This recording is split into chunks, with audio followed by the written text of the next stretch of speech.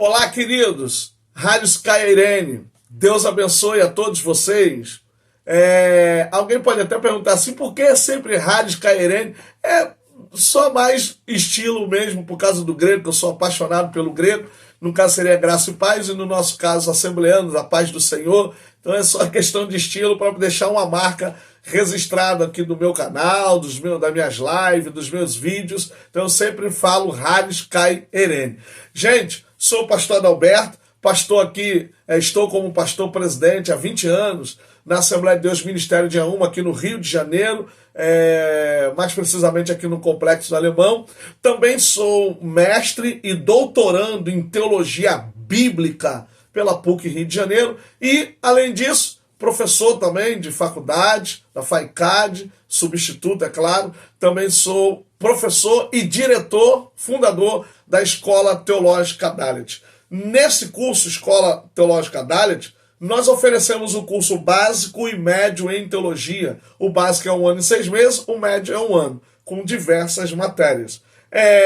Também oferecemos curso de curta duração, como curso preparatório para pregador, exegese, escritos joaninos, escatologia, curso preparatório para professor de escola dominical, curso preparatório para obreiros. E lá no site escoladalet.com.br também oferecemos o curso básico e já estamos em processo de gravação do curso preparatório para pregadores. Então vai ter agora o curso online também para pregadores. Logo, pessoal, essas informações são importantes para você conhecer um pouquinho do nosso trabalho. Se quiser conhecer um pouco mais, vá lá no nosso Instagram, Adalberto Teles, sempre com 2 L's, e também no YouTube, Adalberto Teles, sempre com 2 L's, gente. Eu faço questão, são 2 L's o meu nome, senão você não acha. E não esqueça de dar um like, não esqueça de curtir, não esqueça de compartilhar, passa o link para alguém,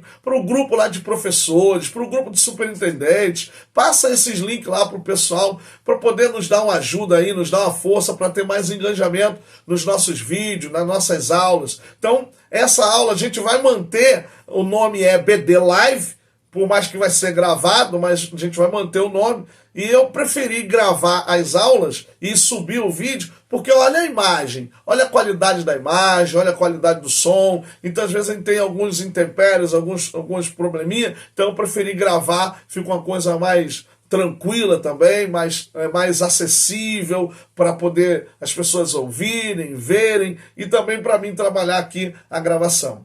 Gente, vamos fazer uma recapitulação.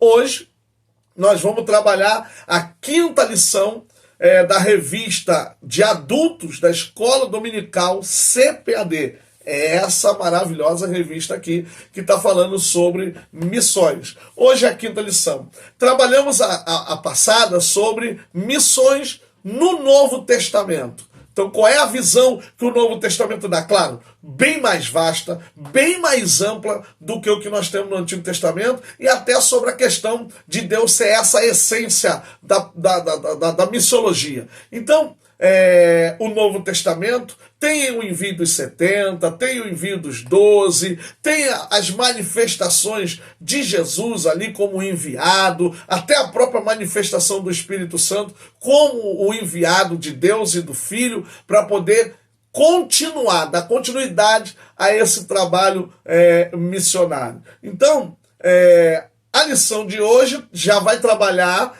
a perspectiva pentecostal de missões, ou seja, o que o mundo pentecostal, o que dentro das igrejas pentecostais, qual é a perspectiva que esse mundo pentecostal tem para trabalhar? Gente, eu queria ser bem claro aqui também que o pentecostalismo é um dos segmentos que mais sofre perseguições, sofre também questões de críticas por causa do movimento em si, mas é claro que o mundo pentecostal precisa ser reconhecido como um movimento cristão muito importante. pois é a maior parcela de evangélicos que nós temos no Brasil, são os pentecostais. Então, por mais que as pessoas zombem, critiquem e tal, tudo bem, pode haver exagero, pode haver outras coisas, mas nós temos gente estudada, nós temos gente com graus aí avançados, culturais, com doutorado, com mestrado, entendeu? Então, é um mundo que tem crescido também dentro da perspectiva intelectual. Eu mesmo tenho mestrado, estou doutorando numa das melhores universidades do Brasil e também do mundo. E penso também fazer outras faculdades, né? Estou pensando em fazer outra faculdade quando eu terminar o doutorado, para contribuir na obra do Senhor, para contribuir também na missão. Porque a gente pode ir numa missão e aquela profissão que a gente exercer pode ajudar também dentro desse contexto. Fazendo uma outra recapitulação, precisamos lembrar da dinâmica que eu passei nas aulas passadas. Então vocês passem, por gentileza, para cada aluno, ou você que é professor, superintendente, quer enviar a mim, a Adalberto Teles, a sua escolha do país, e aí cada um vai escolher um país diferente, né? Não é bom ser igual, porque a gente vê as perspectivas de cada país do mundo, e aí vai pesquisar tipo de governo, monarquia, é outro tipo, é presidencialismo, é parlamentarismo, é ditadura, ou sei lá, seja o que for, não importa. Pesquisar para a gente saber como é que anda esse país. Aí taxa de natalidade, taxa de mortalidade, taxa de suicídio, tipo de moeda, religiões predominantes.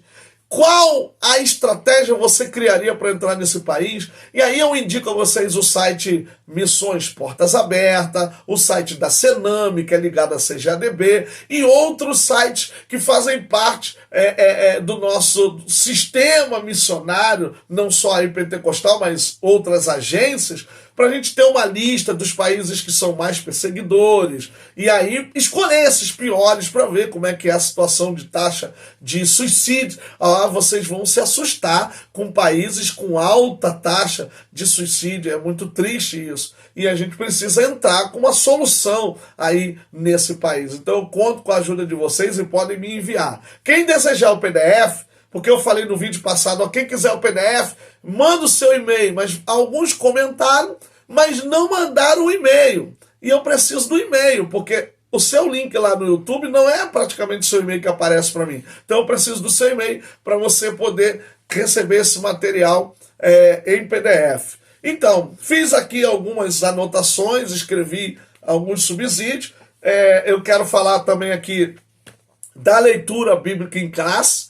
Lembre-se que a lição tem focado bastante em Atos dos Apóstolos, e eu queria falar um pouco do autor, que seria Lucas Atos, é o autor chamado Lucas. Se vocês não perceberam, mas aqui vai uma dica, percebam que em Lucas e em Atos, 99% aí, ou seja, a maioria dos personagens citados por Lucas estão ou são cheios do Espírito Santo. Em Lucas, por exemplo, no Evangelho, Maria, Isabel, Zacarias, João Batista, Jesus, Simeão, a idosa que está também lá no templo, e outros, José, porque recebe aquela revelação do anjo. E em Atos dos Apóstolos você vê Cornélio, você vê Ananias, você vê Atos 13, todos os personagens, e aí, de certa forma, os ouvintes leitores também agora vão ser cheios do Espírito Santo, porque quem não lembra de Lucas 24:49, ficai em Jerusalém até que do alto sejais revestido de poder. E aí você vai em Atos e todos foram cheios do Espírito Santo. Então há uma ação muito tremenda do Espírito Santo na obra do Senhor, e ali em Atos, no caso, na obra missionária. Então eu também separei aqui o texto áureo que está em Atos 1, versículo 8, mas recebereis a virtude do Espírito Santo, que há de vir sobre vós, e ser-me-eis testemunhas, tanto em Jerusalém, como em toda a Judéia e Samaria e até os confins da terra. Lembre-se que aqui virtude, no grego, a palavra é dinamis, que tanto pode significar virtude, poder, também daí sai dinamismo, que é força, tal. Então, dinâmico, tudo são palavras dentro do contexto semântico aí da palavra grega dinamis. Logo, a gente precisa entender o quê? Que na obra missionária é necessário poder. Eu também separei aqui um versículo que está em Lucas, capítulo de número 10, versículo 19, que eu acredito que ali tem um jogo de palavras e daqui a pouco eu vou falar um pouco deles. Então, gente, o texto da leitura em classe está em Atos 2, versículo 1 ao 8 e depois o 14 ao 18, que vai praticamente abordar a questão do dia de Pentecostes, quando Deus derrama o seu Espírito ali sobre os 120, e eles logo já fazem ali a obra missionária, a missão, porque eles vão pregar para todo mundo que está ali naquele período da festa que se encerra a Páscoa e agora iniciando aí o Pentecostes, né, o 50º dia desse evento. Eu separei algumas palavras-chave. A lição aborda pelo menos uma palavra-chave. Eu separei aí mais ou menos umas 4. Então a primeira palavra-chave é pentecostal. A segunda palavra-chave não tem como não ser missões. A outra palavra-chave, igreja. E a última palavra, que também pode ser invertido, né? Espírito Santo. Então eu posso colocar primeira palavra-chave, Espírito Santo, depois igreja, depois missões e por fim pentecostal.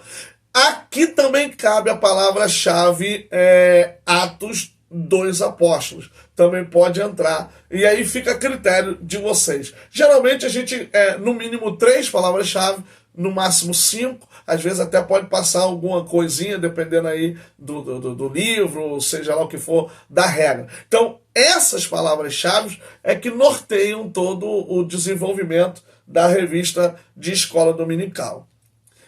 Na introdução, eu trabalhei apenas uma frasezinha, dentre todos os evangélicos no Brasil, desde o século passado, os pentecostais são o grupo evangélico que mais desenvolvem o evangelismo e a obra missionária. Então, os evangélicos pentecostais são os que mais desenvolvem aí o trabalho de evangelismo e a obra missionária. Então, você tem missionários espalhados por todo canto e uma grande parte, ou a maioria, são de linha pentecostal. O Brasil envia muitos missionários. As Assembleias de Deus enviam muitos missionários. Dentro dessa ideia também você tem os neopentecostais, que são aquelas igrejas que trabalham, vocês já conhecem os seus movimentos, e sim, são denominadas de neopentecostais, que também enviam os seus missionários.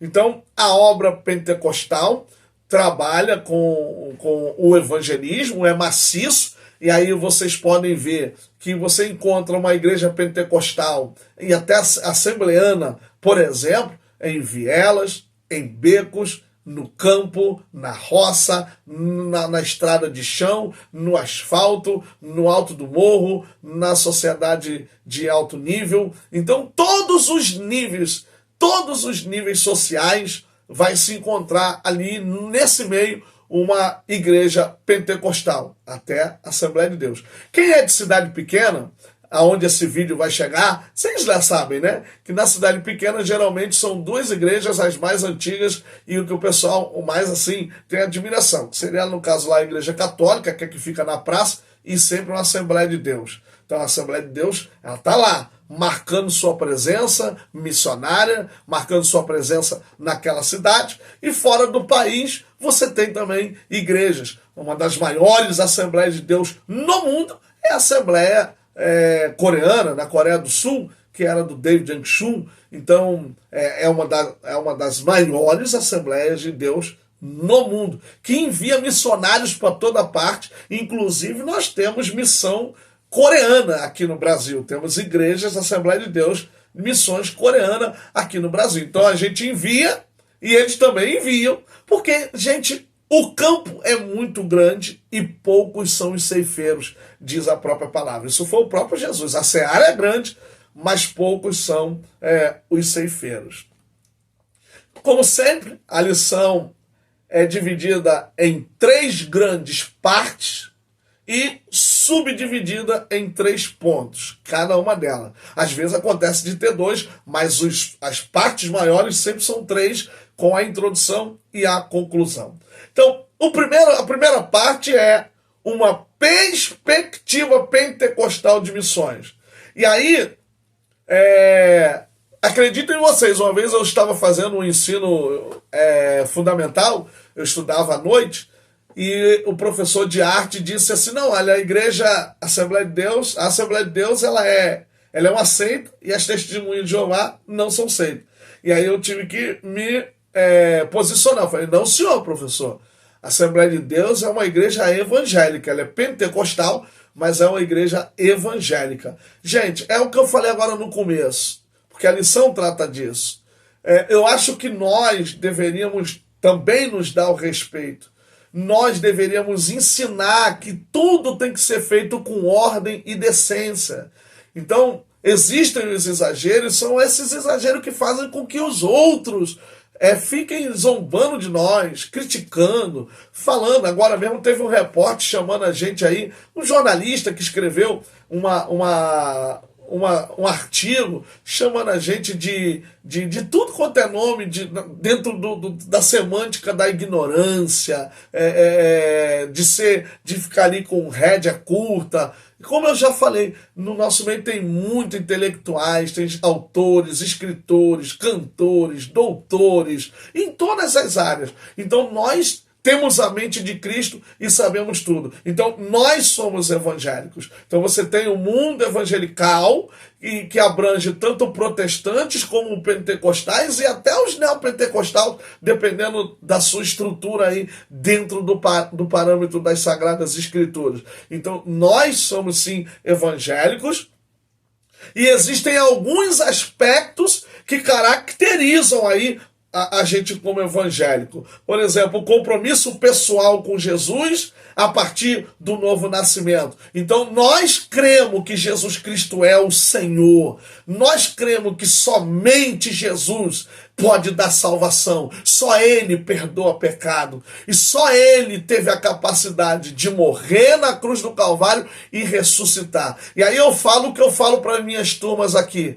Quanto mais nós soubermos quem é Jesus, mais saberemos quem nós somos. Quanto mais a igreja souber quem é Jesus, mais a igreja vai saber quem ela é. Então nós somos sim evangélicos, não tem nada que coloque acima do sacrifício vicário de Jesus. Nós não acreditamos em nada que se iguale ou esteja acima do sacrifício vicário de Jesus. O sacrifício vicário de Jesus é o único ato poderoso para salvar a humanidade, principalmente todos nós que somos pecadores, né? Aqui só para dar uma ênfase. Então, não existe nada, nós, pentecostais, não concordamos e não colocamos nada que se iguale. Não, a pessoa tem que fazer isso para ser salvo, a pessoa tem que fazer... Não. O sacrifício vicário é pela graça de Deus, que nós não merecemos, e aí alcançamos a salvação. Um outro aspecto, ou característica, o compromisso... a autoridade bíblica na vida pessoal e na vida da igreja. Ou seja, a Bíblia é a base do nosso movimento pentecostal. Então somos evangélicos porque cremos que a Bíblia é a revelação, a inspiração divina de Deus ao homem. Então foi Deus, a partir do homem inspirado, que recebe a palavra e transmite através dos seus escritos para nós. Então acreditamos na Bíblia como a autoridade máxima para dar o suporte ou para dar a regra de fé para a igreja. Então nós pentecostais cremos na Bíblia como regra de fé, cremos na Bíblia como a infalível palavra de Deus. Então isso também é uma das características. E outra característica é o apelo de anunciar a Jesus aos homens. O ID, tanto o ID de Mateus como o ID de Marcos. Nós cremos numa igreja evangelizadora. Também somos evangélicos, aí eu parto um pouco a mais aqui da lição, também somos evangélicos porque seguimos os evangelhos. Por isso a palavra evangélicos, porque ela está ligada aos evangelhos. Então nós também somos evangélicos porque cremos nos evangelhos, nos 4 evangelhos, Mateus, Marcos, Lucas e João, e também somos igreja que acreditamos nos escritos paulinos como doutrina também da igreja. Então, acreditamos nos evangelhos e por isso somos evangélicos também. Então, esse apelo de anunciar. Aqui também fica uma dica para vocês. O apelo de anunciar Jesus aos homens também faz nos lembrar, sabe o que, gente? Faz nos lembrar que quanto mais a igreja evangelizar, quanto mais a igreja fizer missões, a gente está acelerando a volta de Jesus. Jesus também vai acelerar, é mais próximo à vinda do Senhor. Segundo ponto, somos pentecostais. Então, primeiro, somos evangélicos. Essa é a base. Nós não somos o primeiro pentecostais para ser evangélicos. Não, nós somos evangélicos por causa das Sagradas Escrituras e por causa de Deus. Depois somos pentecostais, claro, também por causa de Deus, da Sagrada Escritura. Mas aí é um movimento dentro do Evangelho, que perdura esses 2000 anos, porque ele é bíblico, ele está na Sagrada Escritura, e isso é inegável e inegociável. E também digo para vocês aqui, eu sou de linha pentecostal e não de linha carismática, porque isso está crescendo também no mundo pentecostal. Então eu sou de linha pentecostal, acredito nas línguas, acredito nos dons, acredito que não houve o cessacionismo, a igreja continua operando, e eu vou falar para vocês aqui o último versículo de Atos, que também dá essa ideia. Então, eu vou ler aqui um parágrafo que eu escrevi. Ao afirmarmos que somos pentecostais, reafirmamos os nossos compromissos com a experiência da igreja primitiva do derramamento do Espírito Santo no dia de Pentecostes em Atos 2, e acreditando nessa mesma experiência que continua a acontecer e a avivar os crentes na chama do batismo com o Espírito Santo na atualidade. Pedro diz que essa promessa é para eles lá, né? É para vós e para todos quantos creem.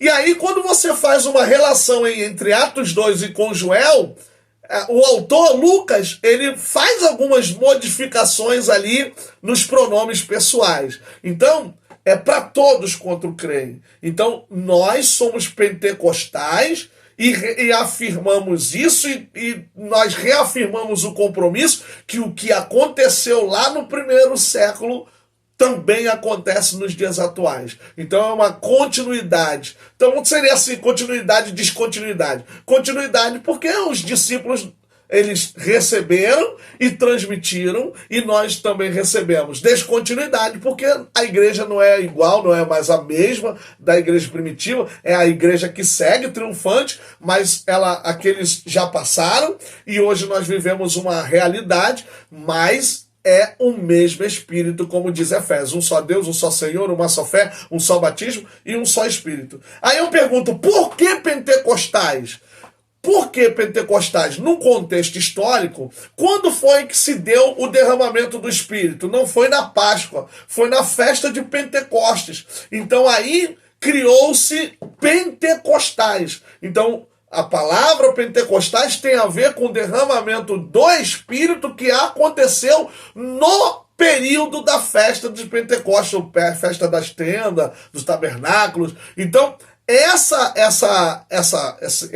nomenclatura se dá a esse fato histórico de que o derramamento aconteceu na festa de Pentecostes. Claro que depois a gente tem mais próximo de nós o derramamento do Espírito na rua Azusa, e essa chama está acesa até nos dias de hoje, né, gente? Até nos dias de hoje. Contribuições pentecostais. Então, quais foram as contribuições no mundo pentecostal para a obra missionária, para missões? Então, a ênfase do papel indispensável do Espírito Santo no desdobramento de abertura de igreja. Então, essa é uma das contribuições, a ênfase que nós damos ao Espírito Santo no desdobramento da obra. Então não é abrir de qualquer maneira, é o Espírito Santo que direciona, que guia, que mostra, que aponta qual lugar, qual região, em que cidade, em que bairro, em que lugar, em que rua abrir esses trabalhos, que não é fácil abrir igreja. Por mais que a gente veja milhares aí abrindo, sendo abertas e depois sendo fechadas, então a gente percebe que quando é a ação do Espírito Santo, a igreja pode passar por luta, pode passar por perseguição e ela vai permanecer. Diga-nos a história das Assembleias de Deus, que contam que os pioneiros foram muito perseguidos. Eu ainda consegui assistir, ouvir alguns dos descendentes aí desses fundadores, ele contando a história dos pais deles, o que aconteceu, e elas estão abertas até hoje. Então, uma igreja aberta no desdobramento do Espírito, por ele, pode passar o que for, sofrer o que for, ela vai permanecer, tá certo? Olha a pandemia, fechou tudo, mandaram fechar a igreja, mas está aí a igreja aberta. Então, as pandemias também não impedem de acabar. Elas não podem, elas não vão ser suficientes para fechar a obra que o Espírito Santo começou.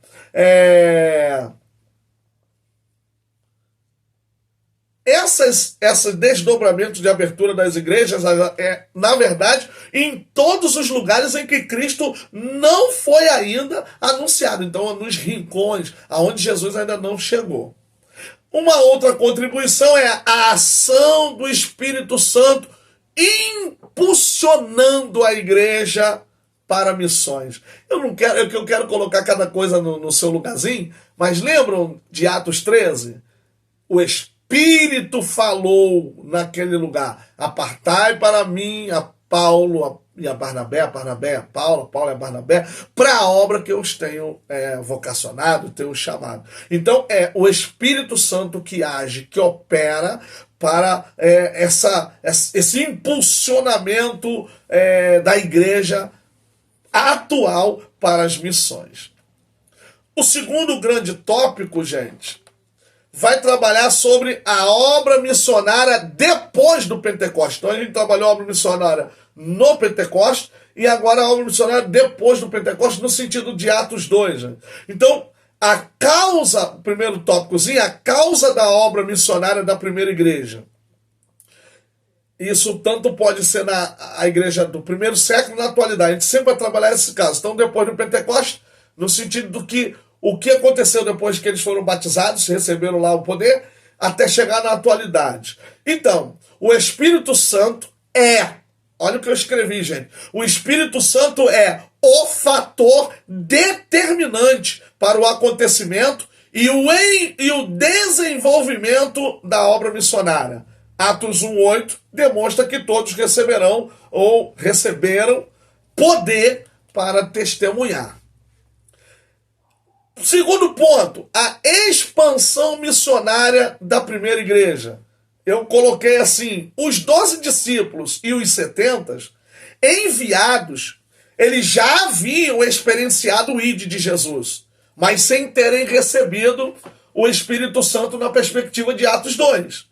No entanto, é a partir da descida do Espírito no Pentecostes que eles são agora revestidos de poder para irem a qualquer lugar sem impedimento algum. É aqui que eu falo aqui de Atos, capítulo 28, versículo 31, porque fala lá que eles pregavam em todas as partes sem impedimento algum. Então o medo, o pavor, o medo da morte, o medo de ser preso. Lembram quando Jesus estava morto? Eles lá enclausulados naquela casa, alguns voltaram a pescar, o medo, o terror, tudo isso ficou para trás quando eles foram revestidos de poder. E aí você tem a lenda, né, que vai falar que Pedro morreu de cabeça para baixo, que não está na Bíblia, né? Paulo está na Bíblia do jeito que ele ia morrer, Estevão foi flechado, né? Outros foram esfolados. Então você vê que leões e outros queimados vivos. Então logo a gente percebe que depois desse poder, desse dinamis, de eles terem recebido no Pentecostes todo pavor, todo medo ficou para trás, e agora eles estavam dispostos a irem para qualquer lugar da face da terra. E realmente foram, né? Pessoas que pregaram na Ásia toda, pessoas que chegaram na Europa e outros que trouxeram até nós aqui sem medo de doença, sem medo da morte, do que iriam encontrar, isso por causa do poder do Espírito Santo. Gente, as pessoas não têm noção do que é o poder do Espírito Santo na obra do Senhor, na obra missionária. E aí o ponto 3 é: Deus não faz acepção de pessoas. Para a salvação, Deus não faz nenhuma diferença realmente seletiva. Ele não faz seleção para a questão da salvação entre os homens. Qualquer pessoa que se achegar a Ele não será lançado fora. Deus veio buscar e salvar a todos que estão perdidos. Está perdido? Jesus veio para essa pessoa. Nós estamos encontrados, já fomos achados, permaneçamos no redil porque Ele é o bom pastor. Então é necessário ter toda essa perspectiva para poder entender que Deus não faz acepção de pessoa para salvação. Então isso também joga por terra muitas aí ideias de dupla predestinação e outras coisas mais que inventaram. Todo mundo pode ser chamado por Deus, porque Deus não faz acepção de pessoa. Esse é o segundo ponto maior, né, da lição, é o terceiro tópico. E o terceiro tópico, que é o terceiro ponto maior da lição, a ação do Espírito Santo e a obra missionária. A função do Espírito Santo na obra missionária. Eu coloquei aqui linkado, então, ungir. Lembra de Jesus? O Espírito do Senhor Deus me ungiu para pregar boas novas, então ser ungido, ele unge. Inspirar, o Espírito Santo inspira, porque a pessoa tem que ser inspirada a ir à obra. Separar é o Espírito Santo que seleciona, gente. É o Espírito Santo que separa. Então o Espírito Santo é que vai escolher. Enviar homens e mulheres. Então é ele que envia. E ele que orienta. Em Atos capítulo 6, né, lá em Atos, a gente vai ver pessoas que foram para pregar e acabou não tendo que ir. Em Atos capítulo 6, ele orienta a escolha dos apóstolos, dos diáconos, né? Atos 6 é a orientação para a escolha dos diáconos, mas em Atos você também tem os missionários sendo impedidos de entrar numa cidade, numa região. O Espírito Santo não deixa. Então, logo, a gente entende que ele é o maior orientador da obra missionária. Segundo ponto, o Espírito Santo capacita para a obra. É impossível, isso aqui é importante, é impossível fazer a obra de Deus sem a autoridade do Espírito Santo, pois é Ele quem envia, capacita, orienta, inspira e autoriza. Sem a experiência do Espírito Santo, não há como fazer missões. Então tem que ter essa autoridade, esse dinamis, esse poder do Espírito Santo, porque senão a gente fica preso ao medo, à dúvida, fica preso ao desânimo, para no meio do caminho. Agora com poder, com essa perspectiva, é como a gente leu lá esses dias lá na igreja, com essa ardente expectativa. Então quando você tem essa ardente expectativa pelo Espírito, você não teme, você não para, você não desanima, pode até ter esses sentimentos, mas você ganha força, como diz Hebreus 11:34, você tira força da fraqueza e você avança de maneira tremenda. Terceiro ponto aqui, Deus age por meio do Espírito Santo. Coloquei uma frase em Atos 13, 1 ao 3, fica evidente o agir do Espírito Santo na vida dos enviados, Paulo e Barnabé. Havia lá em Antioquia alguns doutores e mestres, a saber, aí vai falando o nome, e eles estavam jejuando e orando, e disse o Espírito: apartai para mim a Paulo e a Barnabé, que é a obra que eu tenho preparado. Então o Espírito Santo é que capacita. Quando Paulo se converte, Deus fala lá com o vaso dele: ele é vaso escolhido para a minha obra. Então você percebe que há toda uma ação do Espírito Santo ali dentro daquelas questões. Agora, trabalhando aqui o texto, Atos capítulo 2, versículo 1 ao 8, 4 ao 18, veio do céu um som como de um vento, veemente e impetuoso. Eu vou só falar isso, que está no versículo 2, para abranger toda a questão. Mas só coloquei algumas coisinhas só. A palavra lá veio do céu, né? Ek uranu. Pode também significar do céu, como, ou melhor, veio baixar do céu. Sabe o que isso faz lembrar, gente? Da glória que desceu no templo de Salomão. Ó, a glória desceu. Depois, vento, esse vento veemente, impetuoso, vento, tempestade. Lá no Antigo Testamento, isso ocorre como fenômenos que acompanham a manifestação de Deus. Ou seja, o que está acontecendo em Atos dos Apóstolos, aí, capítulo 2, tem o mesmo padrão das teofanias do Antigo Testamento, vento, trovões, fogo. Então olha o que Deus está fazendo em Atos dos Apóstolos. Já está acontecendo ali uma teofania, uma cristofania, algo poderoso. Então você vê que não é só um vento qualquer, mas algo estrondoso, como se fosse uma tempestade, algo que realmente movimenta, que abala, porque é poder, gente. É poder para fazer missões, para vencer realmente as dificuldades, para vencer realmente todas essas circunstâncias que são barreiras no campo missionário. Tem que ser realmente o poder de Deus, tem que estremecer, tem que estremecer as bases para poder a obra missionária entrar com poder.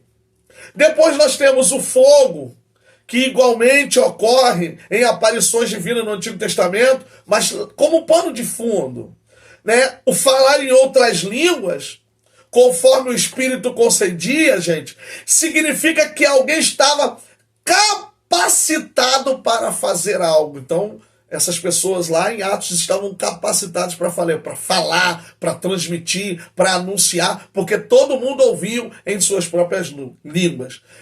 Eu só separei esse pouquinho, porque o texto é muito rico, e eu separei também Lucas, capítulo 10, versículo 19, que fala, né, que nós receberíamos poder. Algumas Bíblias traduzem poder, mas a palavra ali no grego é exousia, que significa autoridade, também poder, mas a gente usa mais como autoridade. Por quê? Porque tem um jogo de palavra.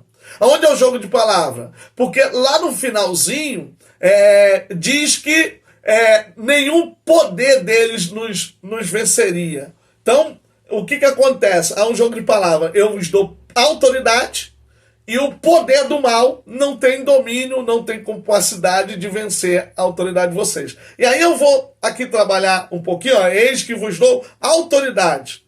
Autoridade sobre todo o inimigo. E para superar todo o poder do maligno. Então eles têm o poder, o maligno tem o poder, e nós temos autoridade, também poder, para superar o maligno. Aí tem uma frasezinha lá, no grego, nesse versículo 19 de Lucas 10, que eu botei reticência, né? Uden, me. Que significa assim, ó, isso aqui é a mais forte negação possível de acontecimento futuro, ou seja, está lá no futuro, então isso aqui é a maior negação do que vai acontecer futuramente. Significa, eu botei várias traduções, ele não poderá vos causar qualquer dano. Ele de modo algum poderá vos prejudicar. E por último, nada vos poderá causar danos. Essa é a autoridade, é o poder de quem está cheio do Espírito Santo para fazer a obra, para fazer missões. Lembre-se também, a lição trabalha mais missões do que evangelismo. São coisas diferentes. Gente, foi um prazer falar com vocês. Curtam, compartilhem, comentem. Daqui a pouco vocês já vão ter aí acesso a esse vídeo. Deus abençoe. Até a próxima lição. Haris Kai Eirene.